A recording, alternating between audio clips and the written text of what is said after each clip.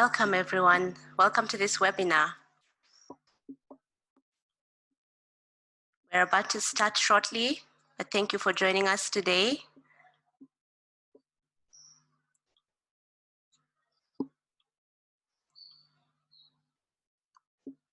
Welcome everyone. Thank you for joining us today.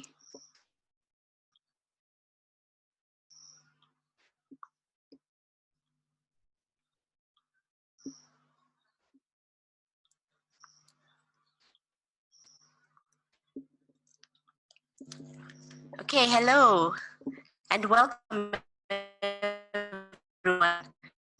Pleased to be joined yet again people from across the world for this Global Investigative Journalism Network webinar on investigating the new coronavirus. Today's webinar, the 8th one so far by GIJN, is called COVID-19, the Threat to Africa. My name is Asha Mwilu. I'm an investigative journalist working with Citizen Television in Nairobi, Kenya, and I will be your moderator today. Now, as the pandemic spreads across sub-Saharan Africa, the stakes could not be higher.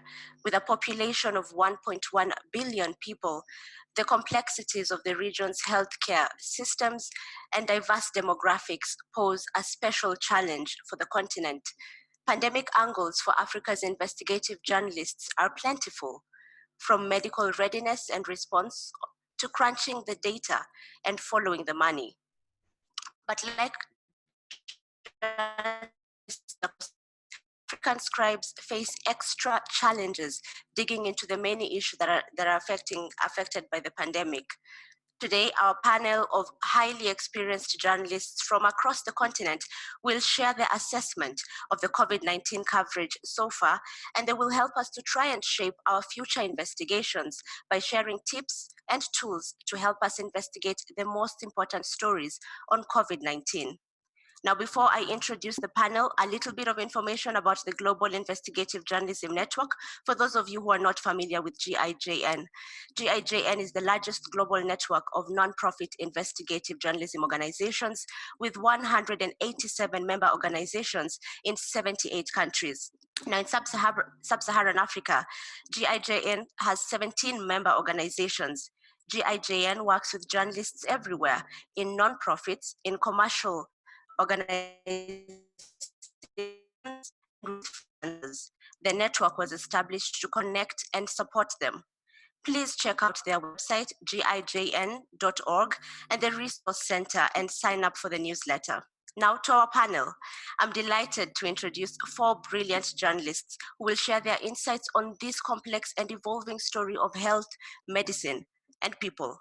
Our first speaker is Dayo Aiyetan, who is the Executive Director of the International Center for Investigative Reporting in Nigeria. Our second speaker is Mia Malan, the Editor-in-Chief of the Bhekisisa Center of Health in South Africa. Dr. Peter Mwesige is our third speaker. He's the Executive Director of the African Center for Media Excellence in Uganda. And Joshua Olufemi is the founder of Nigerian-based Dataphyte, which, as you can guess, is a data journalism organization. Now, this webinar will be 75 minutes long. By giving us our insights about the coverage so far in the continent. And then we will have about 8 minutes for each one of them to have a special presentation sharing tips and tools for investigative stories. And then we will take your questions and comments. You can send questions and messages in the Q&A box, and we will get to as many as we can. I'm counting on my colleague, Benon Oluka, or Eunice, who are on standby to help me with your questions. Just to let everyone know, we will be recording this webinar. Now, without further ado, let's get to the webinar. I'll begin with Dayo Aiyetan, who is a journalist in Nigeria. And Dayo, perhaps can we start with you telling us what are your impressions about the stories that have been covered by journalists either in Nigeria or across the region, in your opinion, so far on COVID-19? Dayo, over to you.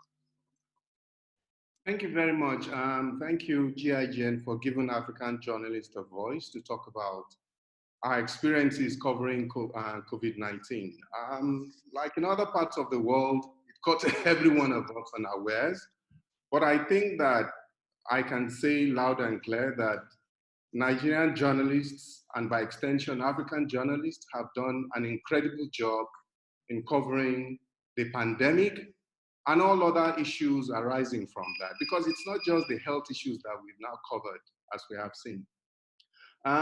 In Nigeria particularly, I think that even the communication strategy that the government has now adopted, which means every day the government task force on COVID-19, speaks to the public, updating us on, the current situation and all that, was informed by an early signal sent by journalists in Nigeria that it wouldn't be business as usual, because something happened right early. And the Minister of Health and the Minister of Humanitarian Affairs, two of them, addressed a press conference and declared that Nigeria was ready for the pandemic.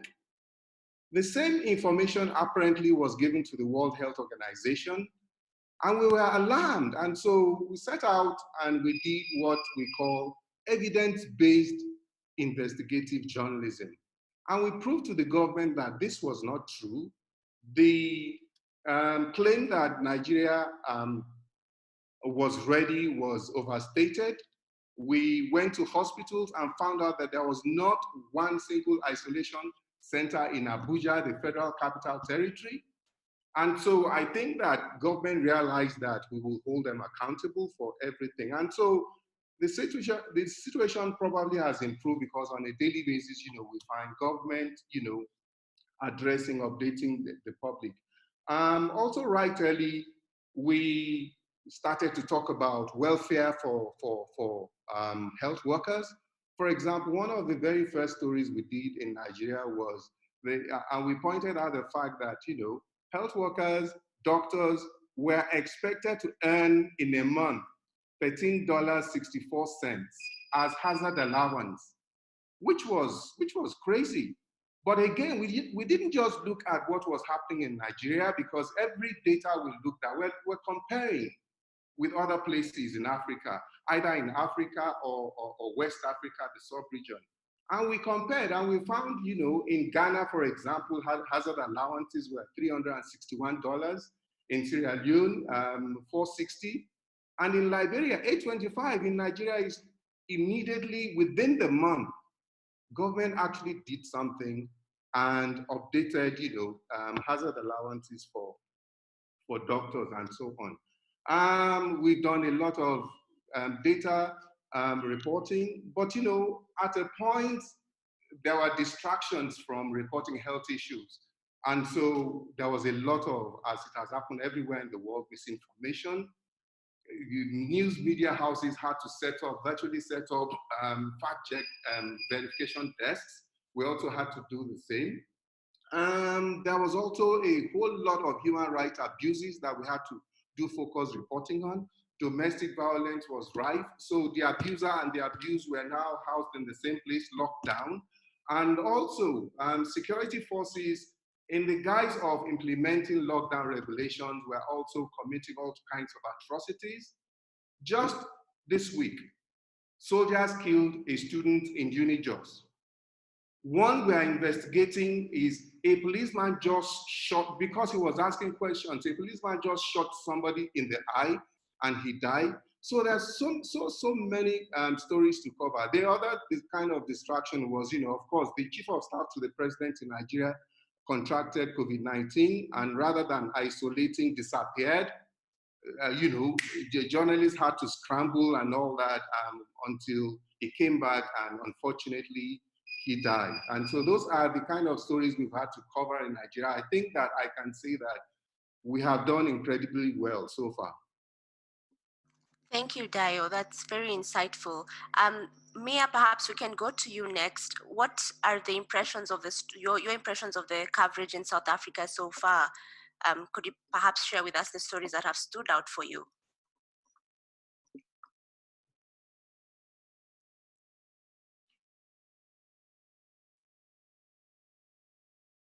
Sorry, Mia, I think you're on mute.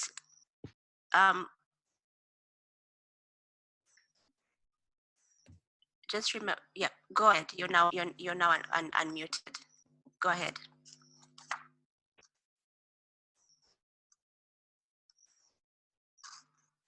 Sorry, Mia. Mia, we seem to be still having audio issues from you. Perhaps? Better? Yes, that's perfect. Thank you. So in South Africa, the government has really had a dramatically different response to COVID-19 than to our other epidemic, HIV. Many of you will recall that in the late 90s and early 2000s, our president at the time, Thabo Mbeki, questioned HIV as the cause of AIDS, and it resulted in government policies that denied thousands of South Africans access to HIV treatment for many years. So when the South African government came up with an evidence-based COVID-19 policy that is based on really sound science and lessons learned from other countries, the news media was full of praise for the state and almost a little bit surprised at the level of transparency. You know, our COVID figures are released daily to the media. They released, they're done by credible scientists, and they released a number of tests every day and the deaths. And we've also had a presentation by scientists who advise the government on South Africa's response. We've had them do a presentation on national television that explains the reasons behind the lockdown that we've had. Our lockdown started really early in our outbreak, about 2 weeks after our first case on March 5. And the first 5 weeks was really, really strict. There was no outside exercise allowed, no alcohol and tobacco sales, and we could only go to pharmacies and grocery stores. But the news media's coverage has now become more critical of the government. It's about 2 months into our outbreak. We're still in lockdown, although on a slightly lower level of lockdown than the first 5 weeks. And journalists have now started to question the reasons behind the continued lockdown, whether it is indeed effective to continue with it, given the impact on the economy, but also the science behind it. And journalists are starting to get sort of frustrated with the government for refusing to release the modeling studies that they're using to make decisions. So everyone wants to know now how many infections and deaths can we expect in September when South Africa's COVID-19 peak is expected, and also how many infections and deaths a continued lockdown is expected to save us, because people want to know, what would the sacrifice result in? And the government has not made that information public, and the news media is asking why not. There's also been critical coverage of the army and the police that are regulating our streets. I know Nigeria and Kenya, they've also abused their power, just like in South Africa, and we've seen deaths as a result of that. We've heard from Nigeria now. And we're also now at the stage where contracts have been awarded to distribute food parcels to those who are going hungry during lockdown, and also e-learning contracts for online schooling. And that has created opportunities for sort of traditional hardcore investigative journalism. And just this week, one of our major media houses exposed that there was a contract for e-learning that was awarded to a very controversial media mogul, and questions are being asked about why. And in July this year, South Africa is likely to see a really sharp increase in COVID-19 cases. So then our whole system is going to be struggling to cope with hospitalizations and deaths, even though we have made preparations during lockdown.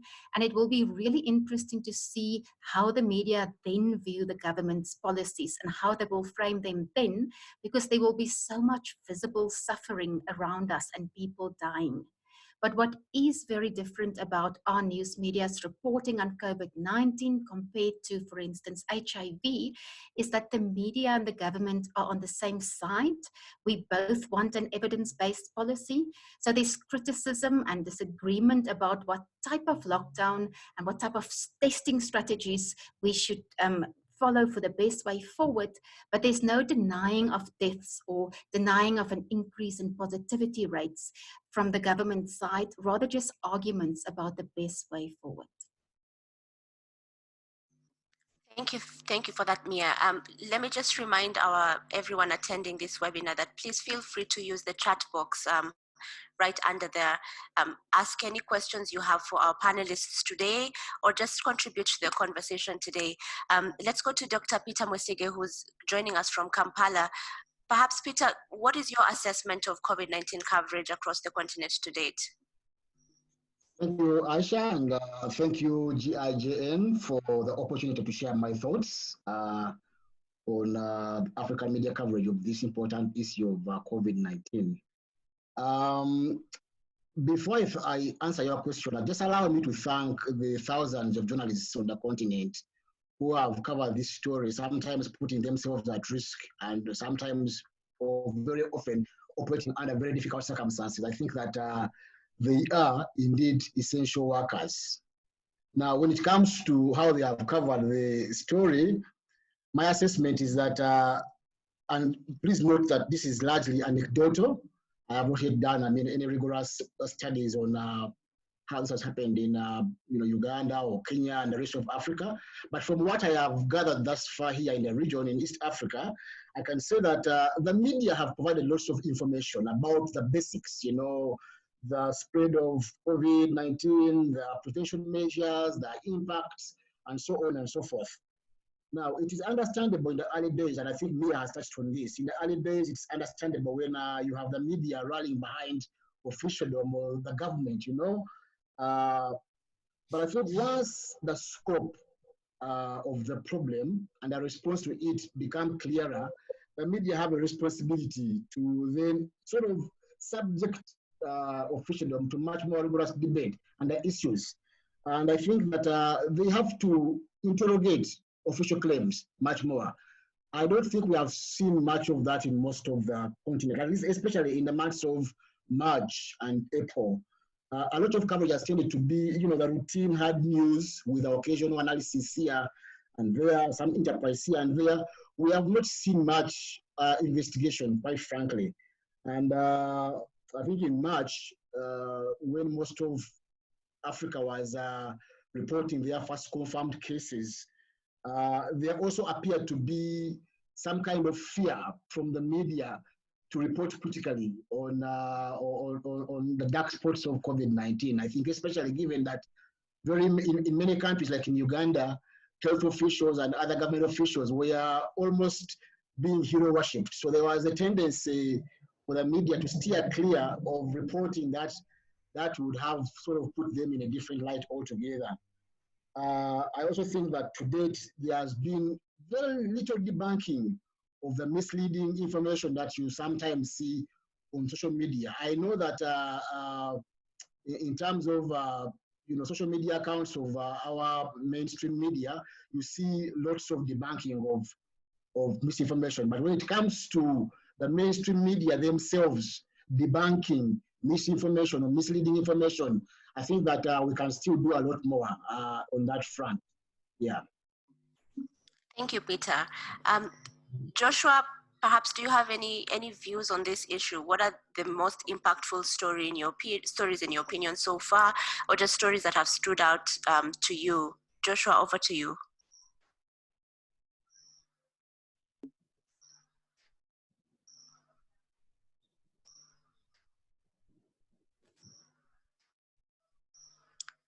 Joshua, I think your microphone is still on mute. Hello, can you hear me? Yes, we can now. Thank you. Yes, Joshua, we can hear you. Perfect. All right, thank you very much. Thank you very much, Asha, and thank you, GIJN, for the opportunity and a good day to my fellow journalists locally. In terms of stories that are, interesting during this season, I'll start from Nigeria. I think you've seen a lot of stories that are speaking to human rights issues or issues of livelihood across the country. And for the first time, I have seen journalists and even civil society trying to use a bit of data tools such as visualizations, such as counters to, narrate or better tell the stories in more fascinating ways. And if I look at also across, the West African landscape, I would say the kind of stories that I still expect to see that I'm not seeing are stories of, people with vulnerabilities. You're not seeing stories about people with disability, like Mia mentioned, people with HIV/AIDS, people that need, regular attention within the health sector. You tend to see less of those stories, and I believe that we can do more in that regard. Debunking misinformation, like Peter said, is also very important. But my most fascinating stories, it's interesting to see, at least in Nigeria, I've been three good stories that I think colleagues at Dataphyte did. One of them is the story that quickly responded to, human rights violation by Nigerian security operatives. Early on when the lockdown started, Nigerian security operatives started to, violate people's rights. And a colleague came up quickly and did a story about, COVID had only killed 6 and they had already killed 13. And, that story, went around, and I felt it helped the security operative to still kind of simmer down on their indiscretion, even though we still have a lot of it that they can do better with how they handle citizens in this period of the pandemic. The other one is also the story where, we kind of looked at, the predictive power of data, to health and other issues, and Dataphyte earlier on looked at how much cases Nigeria was going to have by May based on how the trend was going.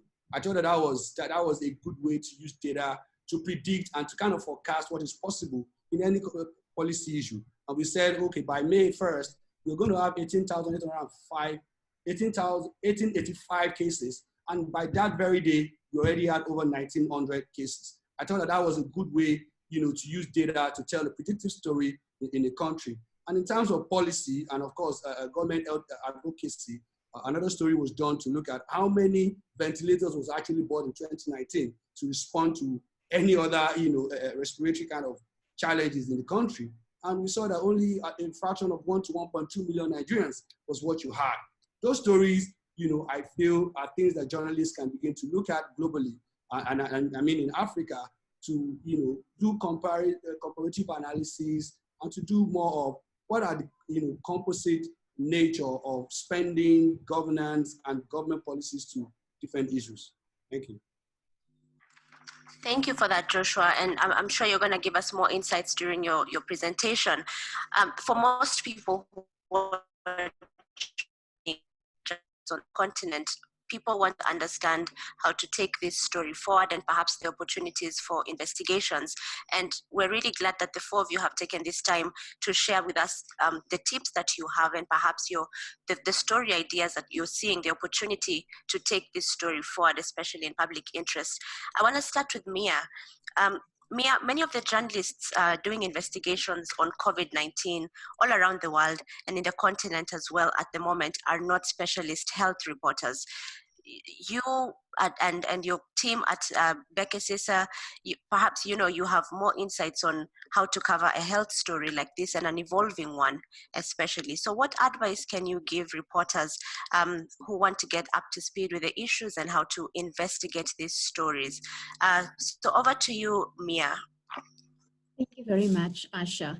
Yes, like you've said, because COVID-19 is such a big issue everywhere and it influences every single person, we now have all journalists reporting on this, not just those with a science background or a history of health journalism. And that opens a whole range of things for a bit of mistakes to come in. And I think the difference, what we must remember is the difference on reporting on an outbreak like COVID-19 and say just a general corruption scandal or, general government corruption is that if you get the facts wrong, it can literally lead to death. If you, for instance, promote an unproven cure, even if your intentions are good, it could lead to someone dying. And we've seen this in the United States. We've seen the President of the United States promoting chloroquine, people going to take it in forms that were lethal and dying. So it's so important that we get the science right. So I thought I will start off with 4 things that have helped me to try and get the science right, especially if you're not a specialist journalist. Now, the first one, phone a scientist, may sound like a very common thing to do, but you'll be surprised how many people don't do that. How many journalists just write, they're scared to call a scientist. I do that all the time. If I'm not sure, I pick up the phone and I ask a scientist to explain something to me, no matter how dumb I feel when I do that. And it's always paid off. But sometimes it's not necessarily if it's a definition or if it's like just reading up on symptoms about a disease. It's not necessarily necessary to call a scientist then, or not the first time around. One of my favorite websites to check out those things, and it's explained in a really nice, easy way, is Mayo Clinic. It's a US-based research clinic that has a very good website. And the reason why this website is good, it's because all the information on it has been verified by scientists and doctors, and it's constantly updated.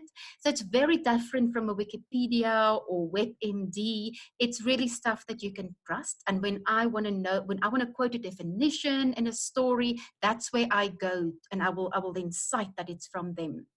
And then if you want to look at studies, that proved sort of like, what type of people are more likely to get COVID or dying from it. We know at this stage it's people above 60 or people with comorbidities, other illnesses. Then there's a very nice search engine that you can use that is called PubMed. I've got the website there, and that allows you to put search words in, and then only studies will come up, nothing else on Google. And that I find a very reliable website. Most health journalists that I know use that. But there's one really important thing about studies to remember with COVID-19. Because there's such a need to produce research fast, because we need to find solutions so quickly, the normal way in which research gets published, which is a word, the terminology that is used, it's peer-reviewed research. And that means that before a study is published in an academic journal, it goes through a very strict process where other peers, other scientists review it. But with COVID-19, that process has largely been skipped. So it means most of these studies that you see going around are called preprint studies, and that means they haven't been pre-reviewed. So it's very, very likely that those studies' results could be wrong, that the methodology could have mistakes in it because it hasn't been reviewed by other scientists. And that is very important to remember, because if you report these studies' results as the truth, it could have devastating consequences. So it's so important when you see a study like that, that you call 1 or 2 scientists to comment on it that were not authors of that study, because it's really the only way to get a bit of context and for someone to point out what could the potential pitfalls be of such a study. There was, for instance, a study that was released I think about a week ago, that smoking makes you less likely to get COVID. And that study came from France, and there were many pitfalls in it. That wasn't a study that could prove cause and effect, but the media widely reported on it, and people got very excited. People in France, for instance, the French government had to put restrictions on nicotine patches because the study said it's nicotine in cigarettes that could make you less likely to get it. And it wasn't necessarily the truth. So it's really important to get opinions on that. I wanted to share 5 sort of things that we've reported on at Bhekisisa that is not necessarily the traditional definition of investigative journalism. That definition of, like, we investigate corruption and then we look at tenders that haven't been prepared properly. It's very important in COVID-19 to look at government policies, but also to investigate the science around it. So the one example I want to mention is that I think it's important to scrutinize government policies to look at whether they are based on the correct science. And something I did in South Africa, this is a story that I did, is right at the beginning of our outbreak. I reported on HIV quite extensively in the 19s and the early 2000s. And I looked at how did the government's HIV and COVID policies differ, but very important, I stated statistics in the story that showed what happened because the government acted so late in HIV. We got treatment for people at a very late age. And I took studies that showed people how many people died as a result of it, and then looked at how many people COVID could potentially save. And the purpose of a story like this is really to hold the government accountable, to say you've got a good policy now, but remember what happened previously. And something that I try to use to make even people who are not interested in science to read the story was a person.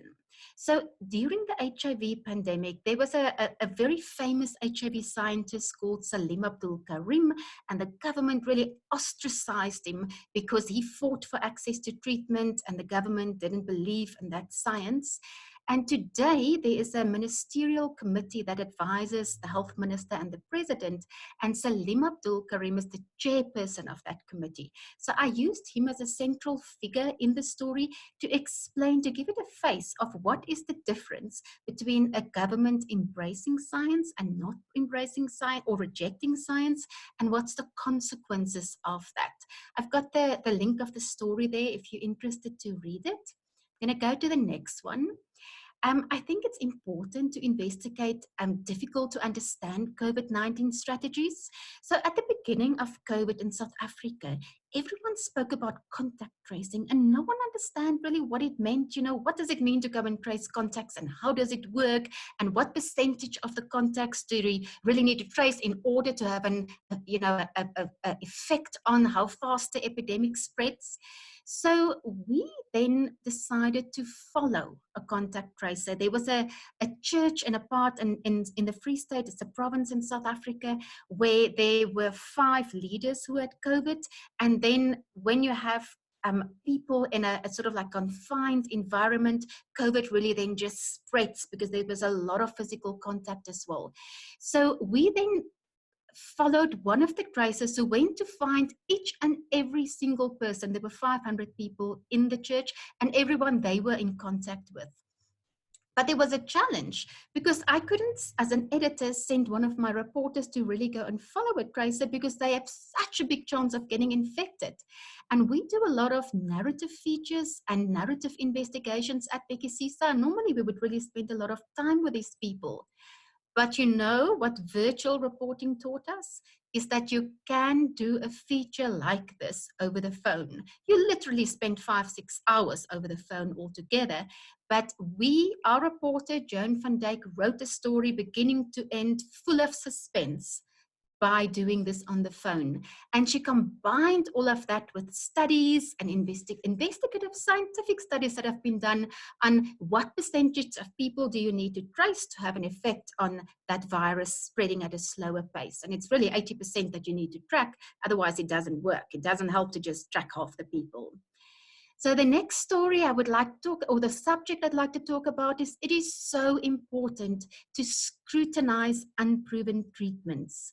So an example of a story is one of our reporters, Asha Abdul Karim, looked at a mayor in a very big metro in South Africa who made part of his budget available for an unproven treatment called interferon. And this is quite a well-known drug in the cancer world. It's used to treat cancer treatment, but it really has not been proven to work for COVID-19 at all. And in that picture is the mayor. He allocated a budget to it. And there was a political angle to this story because South Africa has a very strong relationship with Cuba because of help they provided to us during the apartheid years. And there was a Cuban company who offered to bring in this medication for free. It's unproven. In fact, there's studies that have shown it's unsafe to use in the quantities that they want to use it. So not just does it not work, but it's also not safe if you use it in large quantities. So we use the politics of this mayor. He also seemed to think it was a vaccine and not treatment. He thought it would prevent COVID, to give people an appetite to read the science around it, because we used all the scientific studies that showed there's no proof that it works. And if you use it in that way, you almost trick people into wanting to read the science because you give them an appetite. And something else we did is, and that we really started to do during COVID, is to take a story like that and package it in a different format. So we made a short video of it. Not, the video only focused on why interferon doesn't work, but you get so much more bang for your buck then, and you'll be surprised how many different audiences you then reach. So the kind of people who watch the video are not necessarily the kind of people who would read the entire story. And we've started to do it with more and more stories that we do on COVID. Another unproven treatment that is very well known in Africa is the Madagascar cure. And the tip that I want to share here is that we collaborated here. Many people on our Twitter timeline asked us to report on this cure, but Africa Check, which is also based in South Africa, here in the South African office here in Johannesburg, had already done a story on this. So we republished it rather than taking the time to do it ourselves. There's so many stories and so much information needed during the COVID-19 epidemic. There's just not time to replicate stuff. And sometimes it is okay to just break down the science, nothing more. That's all the story did. It has been our best read story in the past 2 weeks. We've got thousands of people who've clicked on it because people want to know, if a president of a country like Madagascar says a tonic works, why does it not work? And sometimes it's the most effective way of doing this is to keep the investigation simple, to just break down the science and tell people why it is wrong. The fourth thing that I would like to focus on is, investigative journalism in an epidemic like this is not just about looking at tenders and see where money disappears. It's also really important to look at the consequences of those actions, and it has social consequences. So it's also important to look at what are the consequences of government's policies. Lockdown may slow down the rate of infections, but there are many other social consequences, not just the economy. And we've heard one of my Nigerian colleagues have also mentioned, or domestic violence, is that gender-based violence has skyrocketed under lockdowns. Why? Because people are literally locked in with their abusers, and it's very, very hard to escape them. So we tracked down a woman who had to escape and who managed to escape during lockdown. And the South African government put up a special gender-based violence line that people could phone to. Social workers are on the other side talking to you and helping you to then escape your abuser. And we found a woman like that and followed her. We also identified someone in the call center who could talk about how under-resourced they are and who could share. We could reconstruct how it feels to be there in the middle of the night and take the calls. Again, we did the story over the phone. It was a 2,500 word story that read a little bit like a suspense novel, from the beginning, how scared she was and how she then escaped. But it was filled with investigative science about why is it that men would become more abusive during this time, and what are the possible solutions to it. And because there was such a strong narrative, it tricked people into reading the science. And there's lots of studies that shows us that if you combine science with a really strong narrative, and you include some solutions in there, people engage so much better with the story. So that means they are so much more likely to read the story further down, to get it to the end, as opposed to just reading the first few paragraphs.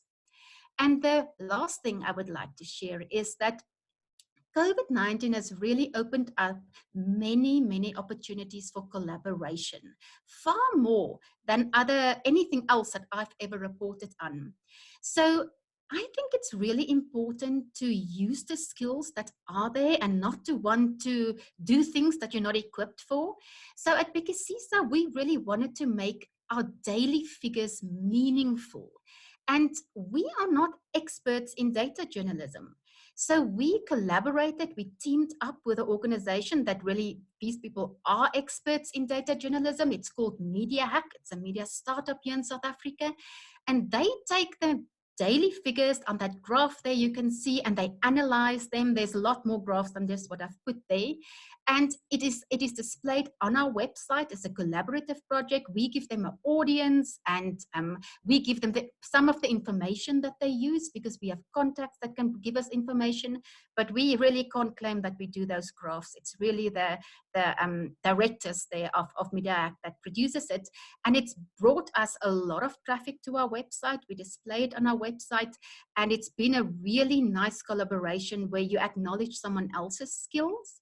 And we've also, as a result of COVID-19, been allocated a daily slot on a national television station, because what the television station doesn't have is journalists who are used to science and who can report on it and break it down and explain it.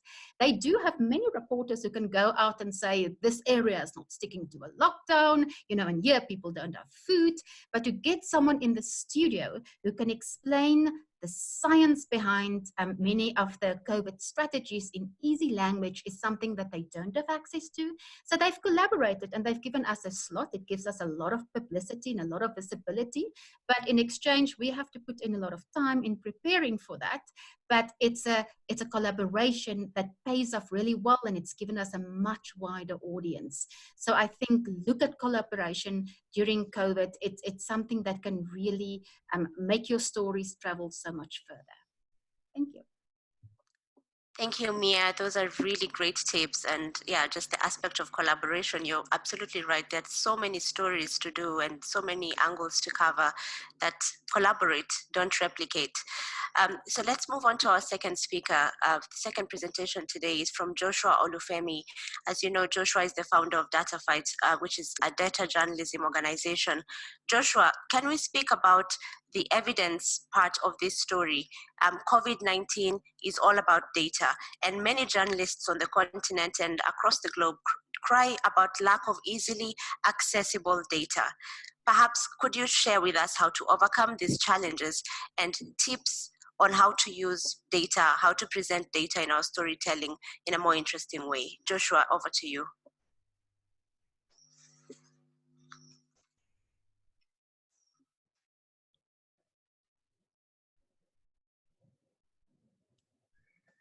Joshua, perhaps you could unmute your mic. Oh, again. All right. Can you hear me now? Perfect. Right. Yes, perfect. Thank you. I was saying that the interesting thing about the pandemic is the restriction or the restraint we have towards going on the field to report issues because of the possibility of even being a victim of the infection itself. And in moments like these, when what you have is the resources of the internet, data, and maybe a little bit of access, moving around, you begin to turn to data. And in doing that, you probably can narrow down on the three things that I have here as a data lens for covering the pandemic. One is you're looking at it from the point of where is the accountability data? What data do I need to do an accountability story? And what data would help me to also write stories that are, to do insights or, drive advocacy in that regard. And one way to do that is, from a problem tree, strategy that most of us are familiar with. You're asking the question of accountability, like Mia said, the gender question, the question of inclusion, insight. What is the trend that data is showing us? What is the revenue, trend of the country for it to be able to even respond, with funds of, to the challenges? And these are the kind of things that are necessary to consider from the point of data. But it's always important, like, and I always say this at every meeting that I have with journalists talking about data, it also has to be about people. And in investigating or using data to ask the questions, you begin to look out for those numbers that are obvious, and when you relate them with policy or governance statements from government or politicians, you can begin to pick the holes. For instance, in Nigeria, the federal government says it has a household database, or it's using the BVN of Nigerian to give them money. And the first question to ask is, in this same country, you have about 60 million unbanked Nigerians, most who are the poor, who the government is trying to reach out to. So the question is, who and how are you reaching out to them? You know, those are the kind of things that data can help you to, respond to. It can also help you do things like advocacy. If 80 million Nigerians live below, the $1.5 poverty rate, then the question is, how can government, with its revenue challenges, or with even the money that it has, for instance, Norway, respond to the number of people who need to be, who need stimulation, or who need palliatives for these issues across the country, and of course, financial inclusion and the likes of it. But more importantly, when you start thinking about people, is the human rights violation that we can always use data to track.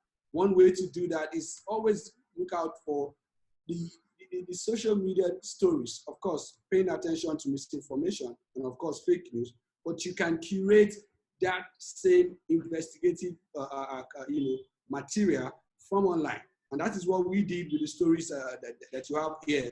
What we did was just to look at what stories the media had reported of violations of people who are probably trying to navigate or circumvent the challenges of the COVID virus. And these are the kind of things we saw. And another way to look at it is there are a lot of donations and aids that are being given to government across Africa. How do we track this? How do we follow the money, in the language of that civil society organization as citizens? In Nigeria, you have a portal where you can get, the donations of government. Government just released the April donations for all the from different individuals and organizations, and these are the accounts that they're using. Journalists can follow this kind of data and begin to use it to ask questions, as much as possible. And another one is, how is government allocating or spending the money that it has? Is it spending it in the right direction, or is it using it for the right initiative? And even if they are they following the letters of the appropriation law, which gives them power? Procurement is also another one. The audit reports are great resource that you can always go to. Agencies of government that have already been marked as inefficient or corrupt, you can easily, align that kind of data or match that kind of, information with how much government is still giving to that kind of institution, and then use that to begin to ask necessary questions. One example in Nigeria is the Niger Delta Development Commission. That's one institution in Nigeria that has got over 3 trillion since it was established for infrastructural development. And that same institution is still having a lot of money to do a lot of COVID-19 intervention. How do we allow history or historical data to help us track or find the necessary loopholes or corrupt practices of citizens and even institutions? And another question to ask from the point of citizens is, what is the implication of all these numbers, especially for livelihood, for access to health, access to education, and even finances, especially for small and medium-scale enterprises? Nigeria just released, the National Bureau of Statistics in Nigeria just released the data showing that 17 out of 20 poorest states in Nigeria are from the northern part of the country. What is the implication of that for the population of citizens from that region? And what does that mean for accountability, especially from the state government and from every other intervention? 20 of the states are also unable to pay the minimum wage. Some of them have already even halved or even slashed the salaries. What are the implications? We need to be using, this is where the the stories or the blend of insights, trends, and advisories to government, using data becomes very important. What questions are we asking, states like this about how they want to solve the problems of the poverty or even the problem of wage, payment to their staff? And of course, always providing the general overview. If your country is unable to sell fuel for a country like Nigeria below $20, $25 a barrel, and it had at one point in time said that the cost of production is $30. We begin to ask the questions: where is the balance of 5 naira going to come from? What is the implication for revenue, and what is the implication for every other thing? Are we running to the West, or are we running to other even Asia for loans again? And what is the implication of such loans when we look for them? And advocacy is very important. Health, education, livelihood in terms of agriculture, manufacturing, and small and medium scale enterprises are also the type of interventions. You want to find the data that helps you to tell the story. That's the most important thing. We can have highlights of stories, Dr. Peter, on the GIJN platform, had already given us a list of stories that we can follow. But the question is, where do we find the data? And that's where the issue becomes important. The data portals of the government is something you can use against them. It's the tool you can use against them. A story was done yesterday by a colleague at Dataphyte, and the story was asking the question of how much government, what government published for the donations without publishing what is the spending. And that's the question to ask. If you don't know how much you're spending from what donation you have collected, then you can know that there's still a challenge of transparency and accountability, and we are very, very close to the door of corruption in such situation. Ed financing is also an important thing to look at. A lot of money, intervention fund is going to different sectors: health, education, agriculture, especially in Nigeria, and I know in some other countries in Africa. Who is following the money? How much does it cost to even buy this, equipment, to buy, those goods and services that government will need at this critical time? And who is providing these services to government? That's the place of beneficial ownership data. Who is who in the contracting, value chain is an important question to ask as journalists. And the data is sometimes there. We just don't want to, take the pain.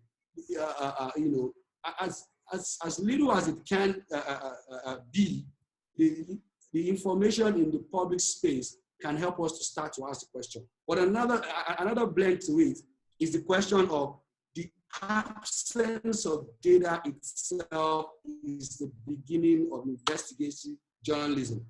Are we asking the questions of what data is unavailable and what implication that has for governance, accountability, transparency, the right policy, the right policy decisions of government? For that we have, where is the database? Where do we go to know? I don't know the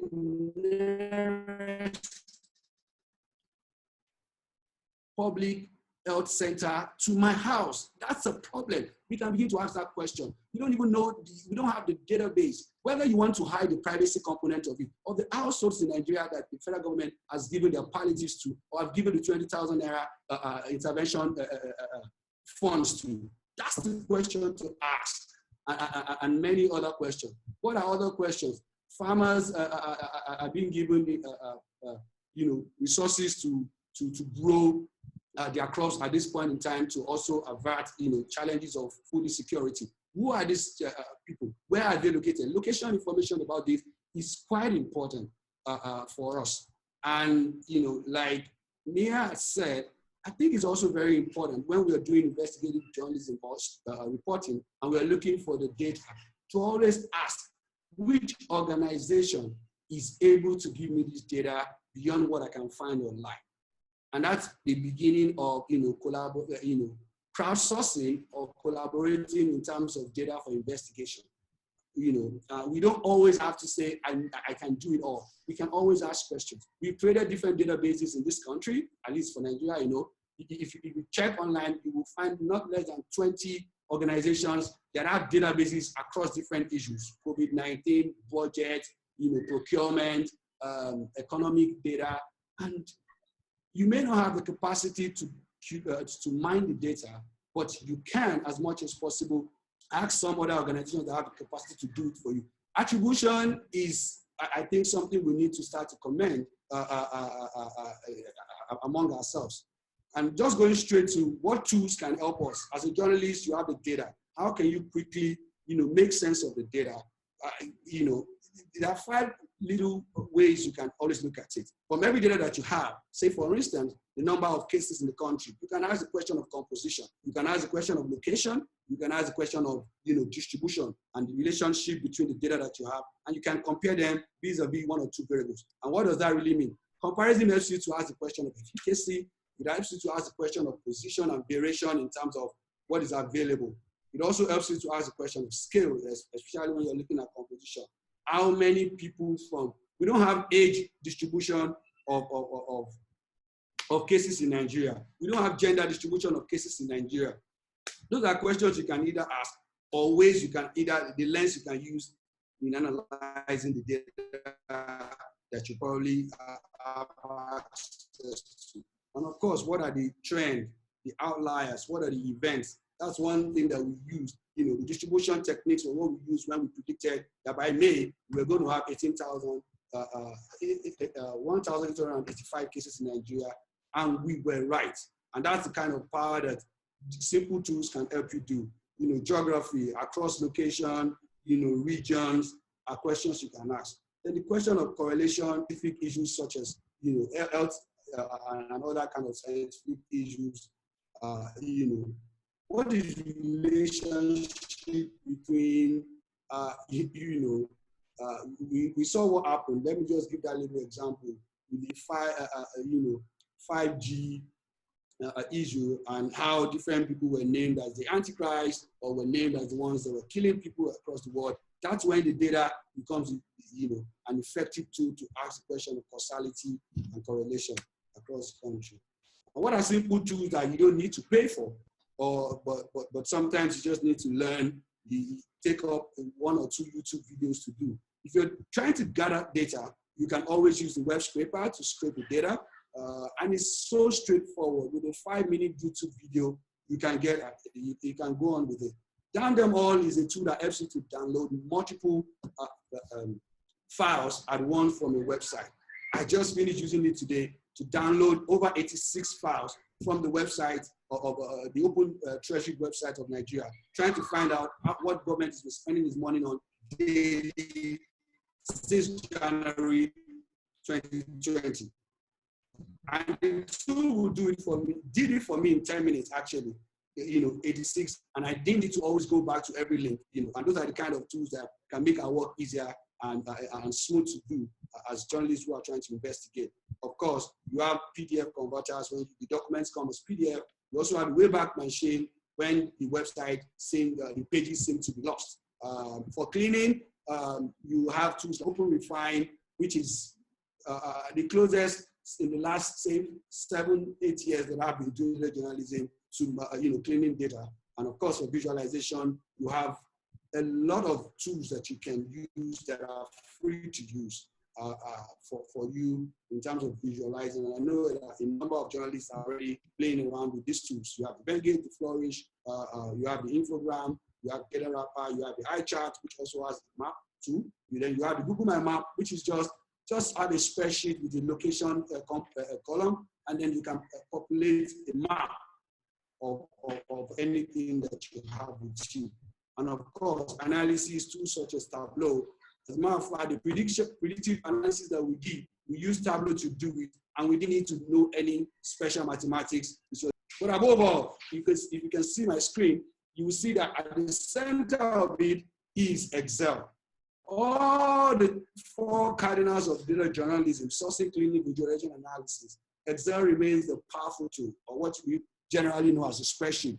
you can make a friend out of the spreadsheet or the Microsoft Excel or whichever other spreadsheet tool that you have. And trust me, you just started your journey of using data for investigative reporting or for covering any other issue of interest. Thank you. Well, thank you for that, Joshua. That's very helpful. For those who are asking about this, this webinar is being recorded and will be posted on the GIJN YouTube page. And these presentations will also be shared, will be available to be shared via email. Let's move to our third speaker now. Dr. Peter Mwesige, you published a very interesting article with your organization, the Africa Center for Media Excellence. The article was a basket of ideas that would help African journalists to get through the top layer of the COVID-19 story. Peter, do you mind sharing some of these ideas with us today? Thank you. It's a very long list, actually, so I don't think I'm going to share that. But let me just talk about it and why we actually did it and the framework under which, we've kind of run it. We decided that in recognition of the multifaceted nature of the COVID crisis, that we should think about story ideas in those different, facets, including agriculture and food, economy and finance, education, governance, health, labor, livelihoods, people, public works and infrastructure, religion, and sports and arts and entertainment. So those are some of the areas we decided that, we could sort of look at and generate ideas. The second thing we did was to sort of collaborate with the public, to invite public participation in building this basket. We came up with a few ideas and then asked the public, including civil society, to contribute ideas to sort of enrich this. And let me just share with you what we asked them to do. We said we are looking to inspire stories that can inform and educate the public about COVID-19, promote public policy debate about the decisions governments are taking, and also hold officialdom to account. In other words, we saw, as far as we are concerned, we saw stories that we were looking for stories that could inform, stories that could promote debate on public policy, but also stories that could hold officials to account. And here is how we asked the public to participate. We are saying things like, what issues or developments related to COVID-19 and the response should the media cover? What is happening in your communities in relation to COVID-19 and the rest of your country that the rest of the country should know? What voices are missing in the media-based conversation on COVID-19? What questions should the media be asking about COVID-19? What organizations are doing interesting work or impactful work in this area? What seems to be making a difference in the COVID-19 response? What doesn't seem to be working? What research stories about COVID-19 require follow-up by the media? And so on and so forth. So in other words, we're trying to share with the public and to sort of help them understand the ways in which journalists actually develop stories, because not every person out there knows what is newsworthy and so on and so forth. And from that list and from what we have seen that has been sort of more popular with our audience, and by the way, let me tell you, the basket of story ideas has been the most popular feature on our website in the last 2 months, more popular than our call for submission of entries for journalism awards, which is usually a very, very big deal, more popular than our resources for covering COVID-19, which was also a very, very big issue in the beginning of March. So this has been quite popular. We have seen more than 2,000 unique, visitors sort of looking at that basket of story ideas. So from what I've seen, and just to summarize my own sense of what journalists should be doing, I mean, based on those kinds of ideas, one, I think that we need to show more understanding of the architecture of the response in these different countries. It is a bit, frustrating that my own sense for now is that in some countries, journalists still haven't understood who is doing what in this response, In Uganda, we have had issues with a COVID-19 response fund that was created to collect donations from the public. People are confusing that with the National Task Force that is in charge of the government's full response. How does the government, come in here? How does the cabinet come in? How does the State House or the President's office or the President himself, come in? I think we need to show a far more understanding of the way these different, systems or groups or whatever you call them are working. The second thing is, and again, this is kind of, it looks fairly obvious, but actually the reporting suggests we need to hammer away at it over and over and over. And it is, journalists should investigate all claims, ask questions. Just don't simply give a pedestal to public officials to, preach, go on and on about what needs to be done. Yes, in the early days, it was very important for the government to sometimes put across their message without any serious gatekeeping. But I think as things have become clearer, it is now important for journalists to actually ask questions, investigate these claims. For instance, in Uganda, the government talks about, for many weeks ago, they talked about providing personal protective equipment to health workers. Many weeks down the road, nothing had happened. And the media didn't seem to be asking those questions at press conferences, at when the president was addressing the nation. So you need to ask questions over and over and over. Then the other story is, somebody actually did mention that obviously COVID-19 is not just about the health aspects and the epidemiology. It is also about the impacts on people. At the end of the day, we are writing for people. We cover news for people. How are they coping? That's a very, very big story. It's different, facets. How are people coping? How are their levels affected by this, all these response measures? How are their human rights being respected, if at all? We need to interrogate those stories. Also, I think that we need to anticipate. Sometimes investigation doesn't have to be about, money, as Mia said. It's also about very basic things like anticipating the public's questions and having a platform to answer them. What kind of questions do you think the public has? For instance, in Uganda today, the biggest story is about Tanzania and how trackers from both Kenya and Tanzania are coming. They are the biggest source right now of the COVID-19, confirmed cases. How do we deal with that kind of story? I mean, people need to know about the scope of the tracker problem, because in the beginning people thought, well, just stop them, or why can't you just test them and allow them to, get their results before they continue moving? We are talking about more than 3,000 trackers a single day. You must understand that story in all its, facets. Of course, my colleagues have talked about following the money. That's quite important. I have seen, unfortunately, that in both Kenya and Uganda, the recent attempts at following the money were to show us very good attempts, I must say, but still more can be done. The Standard in Kenya and I think the Daily Monitor in Uganda have shown us very big stories about how the money that was budgeted for COVID-19 was spent. But that's largely based on government documents. We still need to go beyond the government documents, do our own investigations. Was that money actually used on the issues that it was supposed to be used on? But also, do the numbers actually make sense? My colleague Joshua has talked about, data.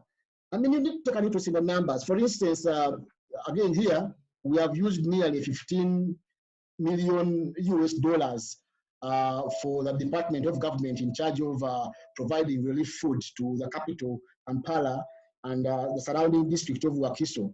But the question is, how many households do we have in that area? How many people are being served actually?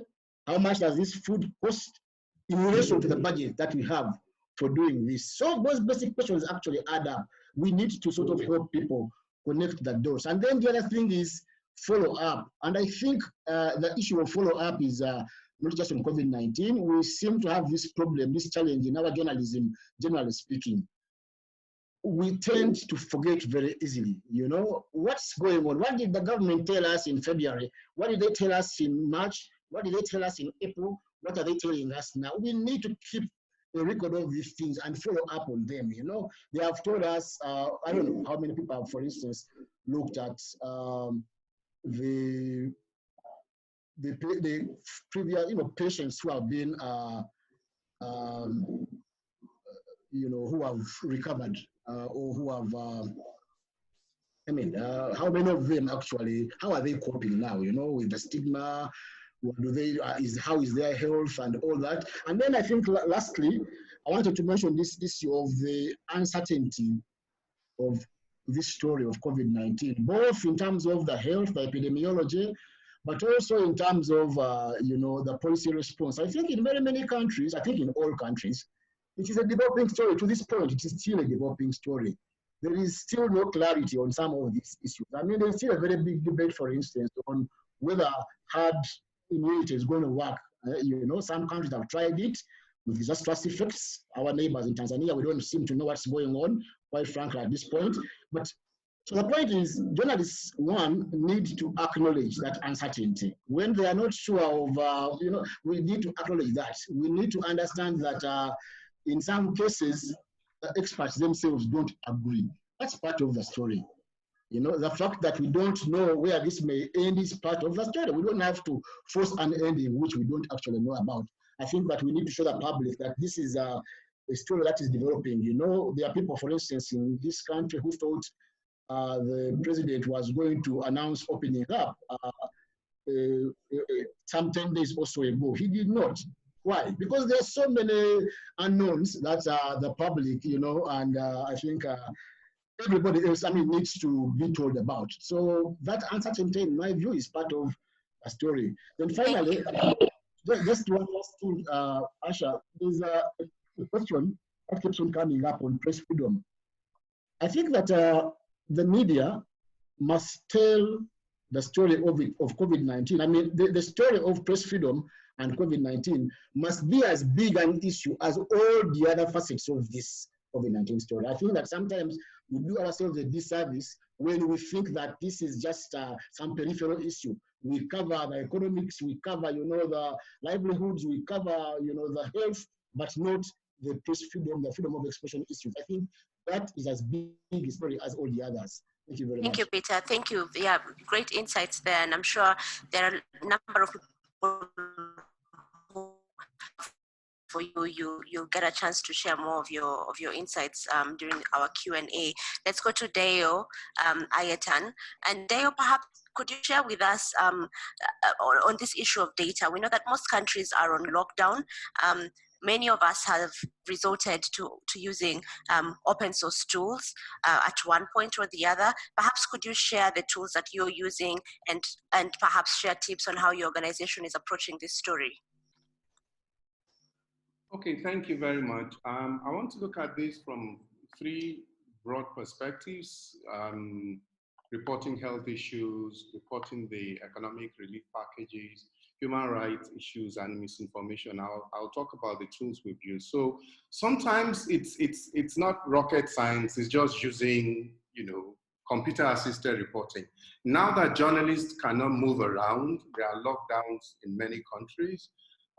We just sit down behind our computers and do the much we can. The truth of the matter, Joshua, because we've experienced this together working with journalists sometimes. Sometimes it's just that we don't put our minds to it. Many of the stuff that we want to do our stories are available online. And so the thing is to know exactly where to go. Some of the websites, for example, Mia also talked about providing a professional medical background to your story, doing some research so that you can elevate your story in a way. So some of the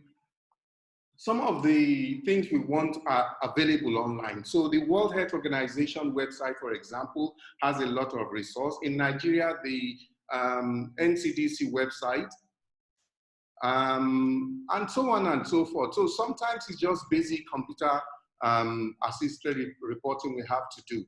And sometimes I also insist, common investigative journalism skills, the old way, get the evidence. And so the story about debunking what the health minister said about Nigeria's preparedness, for example, saying that Nigeria was prepared, and the World Health Organization too saying that Nigeria was prepared. What happened? We went to the hospitals and we found out that there was nothing like that. And that was the evidence we provided. Unfortunately, you know, the reporter couldn't get the photograph of the laughable space that was created down a corridor. That would have been evidence where they say this is isolation and they put a bed there and they covered it just so that somebody in authority will be able to say we have an isolation center. So sometimes it's just about doing journalism the old way. But what has worked for us mostly is working with data. Data and data visualization. Because, you know, I always say you can't argue with data. So some of the times we do stories that people think are political or, so for example, the president announced that 20,000 naira will be paid to the poorest of the poorest Nigerians. So Nigeria has a national social register. Out of that, they have drawn out a list of the poorest of the poorest of the poorest, and they send money to them. It's called conditional cash transfer. And we dug out information. The government would not release, you know, data about the conditional cash transfer beneficiaries. Somehow we were able to get it.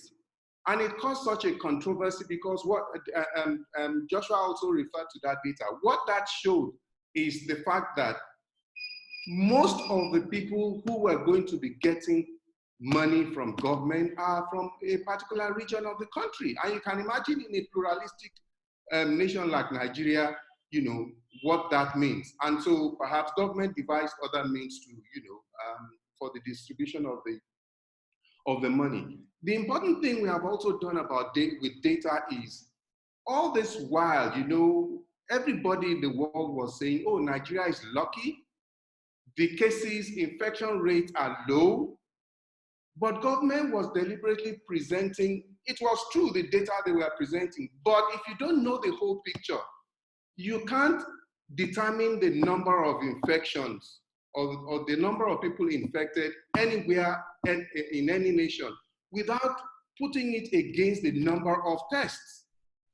And so for a long time, you know, government was, and Nigerians, it was wrong because Nigerians will tell you, even educated Nigerians will tell you, oh, America has 60,000 cases, Nigeria has only 3,000. What did we do? So at a point when government provided the full data about, so we started to do comparisons. And we were not talking about the total numbers, we were talking about percentages. So for example, in Nigeria, when we did this data, there were how many cases? 3,912 cases. And we had done just over 23,000 tests.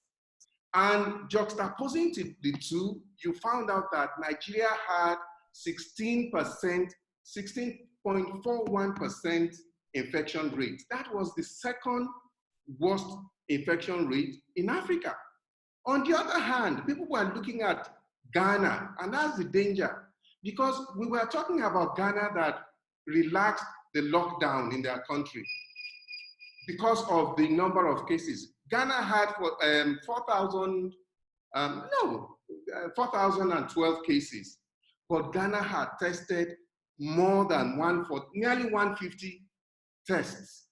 And so Ghana had a 2.68% infection rate compared to 2. So the data just showed what was happening. And so those are the ways by which we use data. So we also talked about what we did was, when we talked about data in Nigeria, we didn't just provide the data which showed how poorly we were doing. We compared with other places. So the number of bed spaces in Nigeria, for example, compared to the number, that's it, with other countries, you will see Nigeria was performing poorly compared to Kenya, compared to Egypt, compared to other places. The issue of, we also did tests, because you have also to look at the number of tests against the population. Nigeria has, well, everybody talks about 200 million. Out of 200 million, we have tested how many? 20, not up to 20,000. So that's a dismal performance. So when we are presenting data, we also have to put data in context for people to understand. The other thing we have focused our work investigations on recently during the pandemic is debunking information. I hear Peter talk about, they haven't done, seriously in Nigeria, the whole media space has stood up to the task. Very many newsrooms have, just started up misinformation, fact-checking, verification desks. And we're doing a whole lot. And what are the tools? Sometimes it's not, like I said, something heavy or something you need to spend so much money on. We have used Twitter to do debunks, tracking what people said, social media analysis of what people said. We've used Facebook. We have used Truecaller. So you call somebody and he says he's not the person, but it shows his name and his photograph. You know it's him, and your story is richer. We have used, for example, the former minister of finance shared a story, many people read political politics into it. So the point she was making was in the distribution of palliatives and food, government was not abiding by its own social distancing policy. So the photograph she shared was of food items placed 2, 3, 4 meters away from each other, but she ascribed it to somewhere in Rwanda, whereas the photograph was taken in Uganda. So we used Google and we were reverse image search, and we were able to track it to the very first person who used it. And not just that, you would look at the comments and you will find out that was certainly something from Uganda. And we called the minister out, and she never apologized for that. Like I said, we are also investigating a lot of human rights issues. Many people have talked about collaboration. The thing I didn't mention earlier was the fact that journalists have also been at the receiving end of all the human rights harassment and abuse. As I speak, at least 4 journalists, because you see, state governors in Nigeria are like emperors. They can do and undo. Nobody ever makes them accountable. But journalists in the states are saying, no, there has been a lot of denial. For example, in Akwa Ibom State, there were allegations that the state government was suppressing testing so that there will be no discoveries of cases of COVID-19. So at least in 4 places in Ebonyi and so on, journalists have, the governors have either instigated journalists to be harassed or arrested. There is somebody in, is it Akwa Ibom, who was arrested by the DSS because he spoke with a health expert who was critical about what was happening. And so a whole lot of that is happening. What we have done in my organization, because we run in small newsroom, and that's where collaboration is terribly important.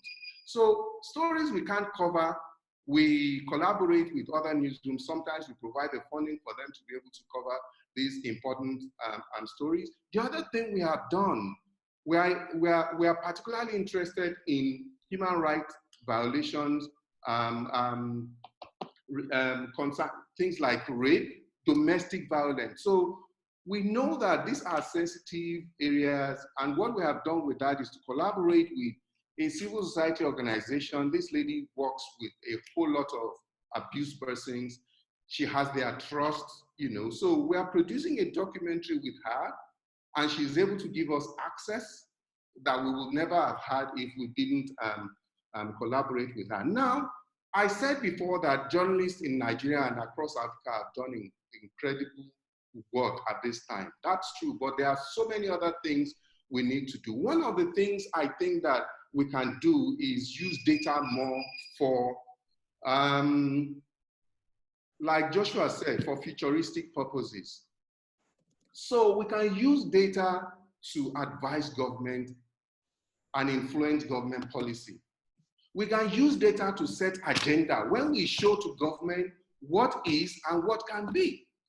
For example, in Europe, they're already thinking about what they will do with the number of classrooms and so on. So what we need to do is get data, for example, on education. How many schools are there? Because 6 months down the line, we have to look at this. We can't get there in 6 months' time and start to ask questions. So journalists, governments should have departments already doing this, departments of planning and so on. But if they are not doing it, journalists can actually set agenda for them. So education data, we're actually harvesting data like that. The number of classrooms, public school, private school, the number of classrooms that are habitable, that are good, so that we know that some have to be repaired. The number of students in school and out of school. Because if there are 100 students, pupils in a classroom, it then means that government, because of social distancing, will have to split the class into 2. And so government has to start thinking of policy, whether they would, like in the 70s, like we had, some people will attend school in the morning and some in the afternoon and so on and so forth. So it's in that way that we need to look at data and put them in context, using data to set agenda for government and influence policy for the future. Thank you very much. Thank you. I can see a lot of questions coming in. I want to bring in my colleague Benon. Some of the questions that I've asked have actually already been answered through your presentations, but Benon, perhaps could you just bring out some of the questions that the panelists can answer now? Benon, over to you. Yes, thank you, Asha. We've received a lot of questions. Thank you, everyone, for sending them over. The first question that comes from Toby, who says, do the speakers have suggestions on finding data that governments or medical institutions are not sharing? I'll direct that to Joshua. The second question will be, how are African reporters estimating COVID-related deaths with so little testing available and some governments reporting absurdly low death counts? That should be the second question. The third one, how can we find audit reports and forensic audits done during the 2020 pandemic? Joshua, please take them on. Okay, thank you, Benon. I got the first and the last one. I'm not sure if I got the second one, if it was for me. Yes, it is. Okay, so the first one, 2 things I believe you can do, or that I would do, is if the data is not available in any government platform, I will crowdsource it. And what do I mean by crowdsource it? I will use my Twitter, my Facebook, my connects with other journalists or civil society organizations to find the data. We just did a tweet poll, I think yesterday or this morning, where we were asking Nigerians to tell us if they know the value, the amount in their National Housing Fund account. Just to ask the question of, citizens, access to information about their, investments in the housing scheme of government. So sometimes it's to crowdsource the information, just sending out a hashtag and asking questions and people begin to respond to it can be a way to go. The other is there are a lot of databases, especially for us journalists. OCCRP has a platform that curates, documents across different platforms. You have the open corporates that collects information about corporate organizations globally. You have in countries like Nigeria, you have the Budeshi that gives you information about procurement in Nigeria. You have Udeme that gives you information about the budget procurement. So sometimes you just need to align yourself with databases that other civil society or media organizations have developed or have published, or you crowdsource the information that you need. That's the power of the social media and the age that we are in. The last question, which is the question about, I guess, audit reports. I think I tried answering in the Q&A session as well. For a country like mine, I will go to the Auditor General's website and download the reports, even though most times they are not always up to date. I think the last one Nigeria has is 2017 or 2018. But I will go to such a platform. If in your country you have the Freedom of Information law, you can also make a Freedom of Information request or such. And some other time, you still just need to crowdsource it. Okay, thank you, Joshua. I'll add another set of questions, this time for Mia Malan. The first one is a very interesting one. It comes from Ethiopia. He says, how do you deal with controversy over the Madagascar cure when there is no doubt that it has not been properly evaluated? So how do you solve this? How do you handle a story like the Madagascar cure? Two, South Africa's response to COVID-19 is being shared as a good example.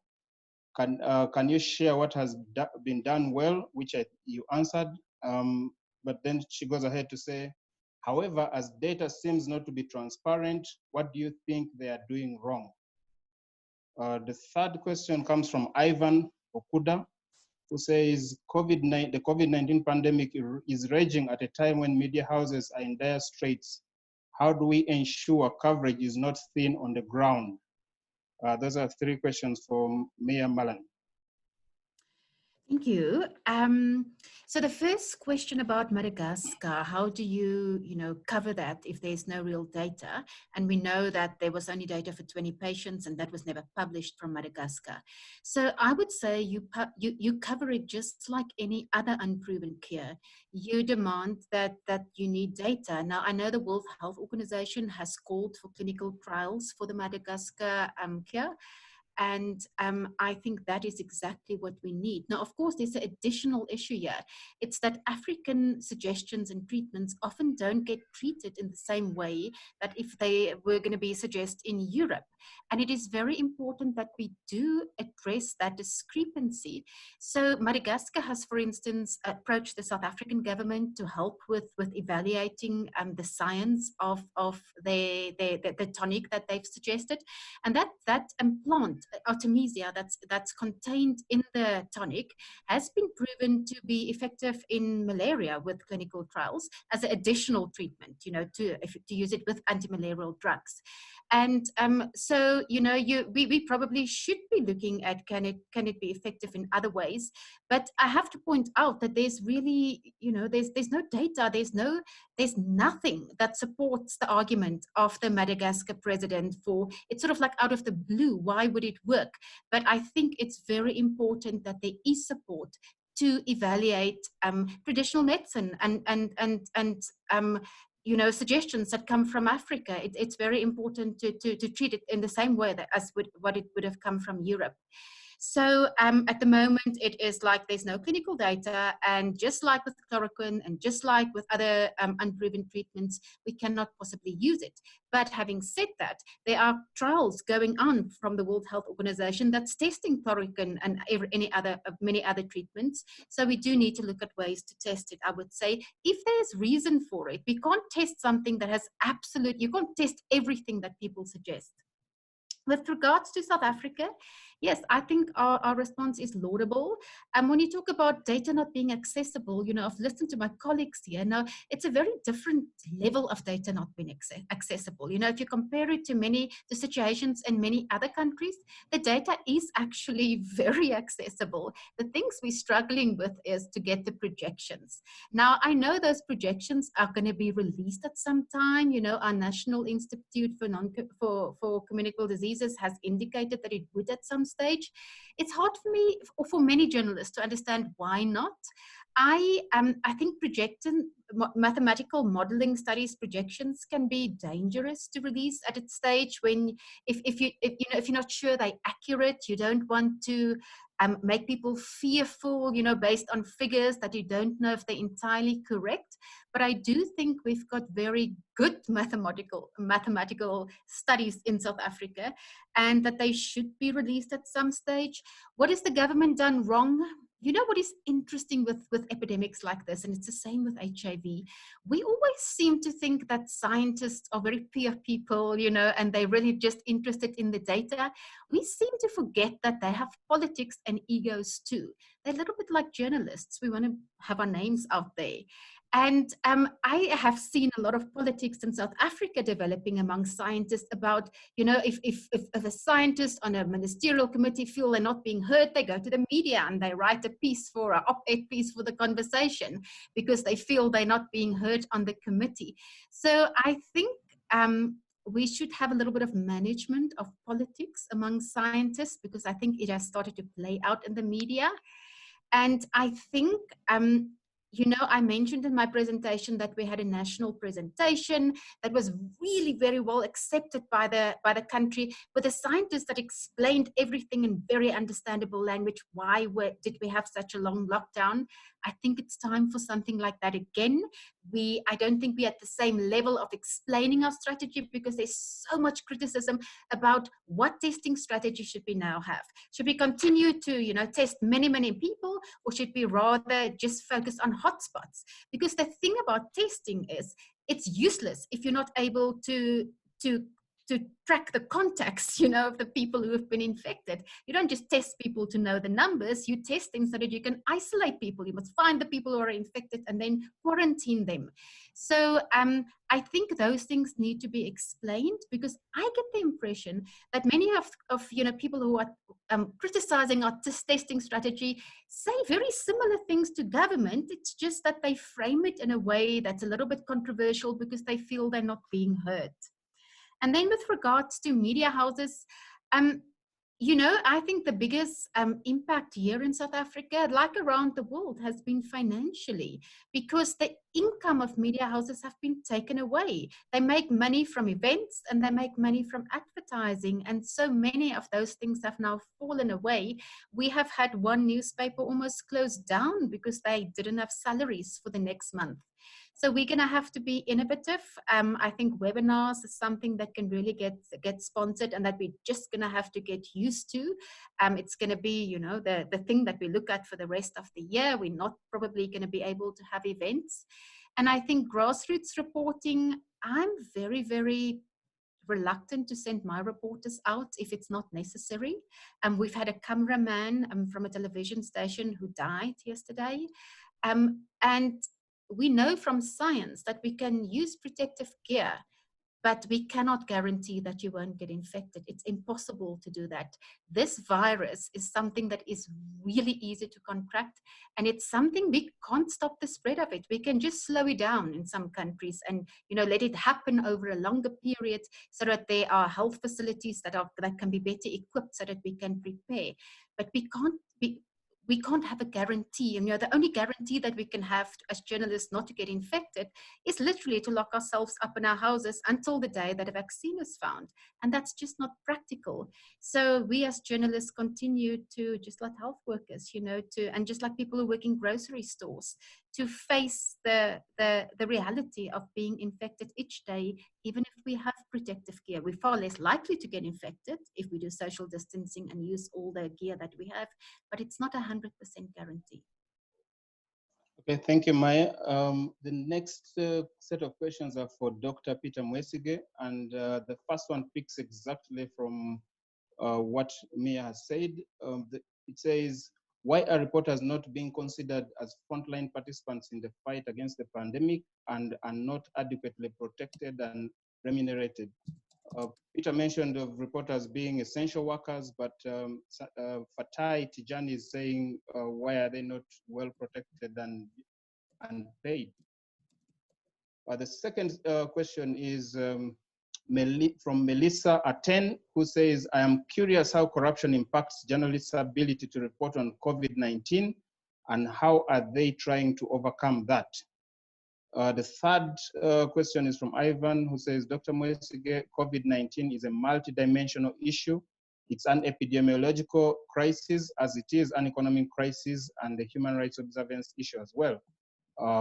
Is the media covering this issue in its multifaceted form, or are they focusing on the epidemiological aspect to the detriment of other equally important issues affecting people? Considering the basket of ideas that you shared, what's your response to that? Thank you, Benon. I will start with that. The last question on the multidimensional nature of COVID-19. In fact, our ideas recognize that multidimensionality, and so we offer possibilities across a wide spectrum of public sector or public areas. We are currently conducting a research on how the media have covered this crisis in the last 3 months, 2 months and a half, 3 months, and it would be interesting to actually find out what issues they are focused on. That's one of the questions we're asking. What are they focusing on? Is it the health? Is it the economics? Is it the livelihood issues, or is it all of them? I think that I don't have actual answers at this point, but I suspect that they have paid far more attention to health than to some of the other, maybe economics, and some of the other issues. Although in recent months, as the lockdown began biting, I think we saw more and more stories on livelihoods and human rights. So hopefully our research will kind of lay this issue to rest in terms of what actually was, what attention was given to what aspects of the crisis. Corruption in the media and how it impacts, absolutely, it is one of the tragedies of the sector that, for all the good work they have done, there are still a few elements who will accept an envelope here and there to either kill a story or to publish, promotional stories and all that. That is a disease that is not just unique to journalism. I think it is across the public sector in Africa. It is, it is something we need to fight. I think, as a citizenry, as communities. I think that sometimes the problems of journalism are much more obvious to everybody because journalism's product is conspicuous. But I think that, yeah, that is a very big issue, and definitely, you don't expect reporters who are subservient to financial interests or other vested interests to tell this story in the manner in which it needs to be told. And then the first question on the frontline workers, the journalists as frontline workers, I think that it would be most unfortunate if there are media houses that actually don't offer protection to their journalists, because indeed, this is very risky business. Unfortunately, knowing what I know about the media in many parts of this continent, I would not at all be surprised if in fact some of them have not been able to offer these guys that kind of protection. So for some of the journalists, the choice is between starving at home or going out there with some bare minimum of protection to cover the story and earn some money, especially freelancers. And as you know, in some countries, freelancers are the bulk of the workforce, in the media. So this is a delicate issue. I think the public needs to turn up the pressure on media owners and media managers to offer the kind of protection that, essential workers like health workers are being offered. But above all, I think it is not, it shouldn't be unusual if the government also was tasked to provide journalists with the kind of protection they are providing with soldiers, security and such other categories of workers. Thank you.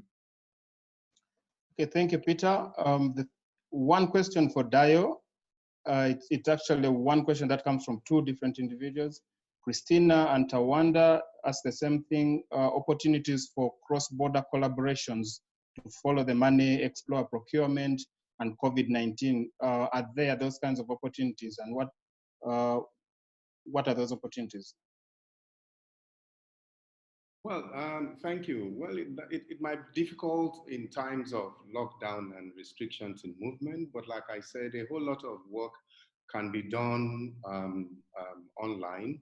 For example, we have colleagues in Ghana and Rwanda and Kenya that were comparing notes and, planning along the lines of the number of cases, the infections, and the number of deaths and the data around Africa to collaborate and do stories. The other thing is in terms of, and this is something we can all look at, maybe something can come out of it, is all the economic aid coming from outside. You know, we're trying to gather data across the continent. And so it would be wonderful if there can be one central, repository of all the data so that journalists can look at the data and do all kinds of stories from them. And then journalists from different countries can come together and then, compare what is happening in different countries and then do collaborative stories. I think it's in that way that we can work on collaborations at this time, because cross-border, that's something that particularly interests me, but cross-border collaborations rely on, people moving around and doing stories. Okay, I have one last question for Asha as I wind up. How do we go around to getting the true picture at isolation or treatment centers that are not accessible to journalists because of the poor facilities at the center? I ask this to Asha because she's reported from an isolation center and had to go into self-isolation for about 14 days after reporting the story. So she has some really good first-hand information. Thank you, Benon. I would say, just based off of my experience, I was able to go into our main isolation center in Nairobi, and that was because I got access from the Ministry of Health here in Nairobi.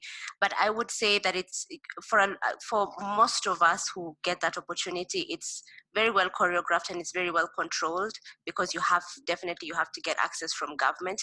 But I would say that my tip would be to collaborate with medics and perhaps to speak to people, doctors and nurses who are concerned about perhaps the government approach.